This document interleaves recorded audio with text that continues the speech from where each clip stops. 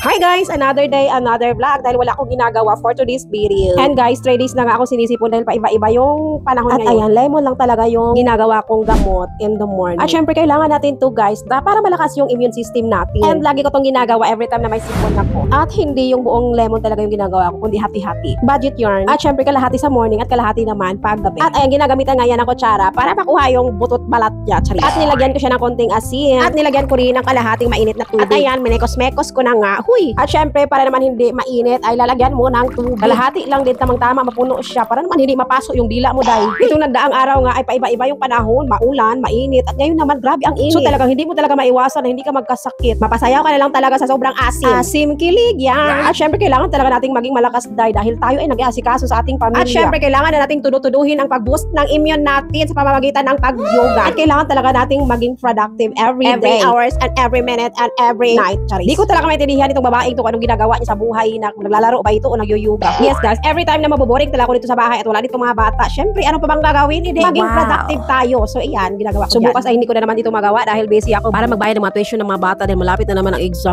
Ay naku, nakakamiss na rin magbakasyon para naman mapahinga yung mga utak natin sa kabisihan natin araw-araw. Pero ewan kung kailan mangyayari yan or hanggang panaginip lang talaga. And guys, super napaka-relaxing talaga after mo mag-yoga. Yung tipong lahat ng katawan mo ay sasakit talaga. Ay bakit? Binubugbog ka ba? At ayan, hindi pa ako na-satisfied sa pag-yoga at nag-jogging naman ako dito. Para naman tayo mapagpawisan ng bonggang-bongga. At ayan, isang oras nga ako nagbabad dyan sa treadmill dahil gusto ko talaga pagpawisan dahil para akong nilalagnat ba. At ayan, sapatos pa rin kamaling na gamit ko dahil wala pa talaga akong rubber shoes. At kung ikay naboboring sa bahay ay gawin mo rin itong ginagawa ko dahil para ma-enjoy ka. At habang ginagawa ko to ay nagpapansin nga lagi itong baby nami ko at ayan, kinuha ko na nga siya. Gusto atang sasali sa akin. Abay nananakit, gustong manakit. Huy. At ayan, after ko nga pagpawisan ng bonggang-bongga ay nagutom ako at syempre papaya yung gawin nating pagkain. Para naman mas healthy, mas happy. Nice!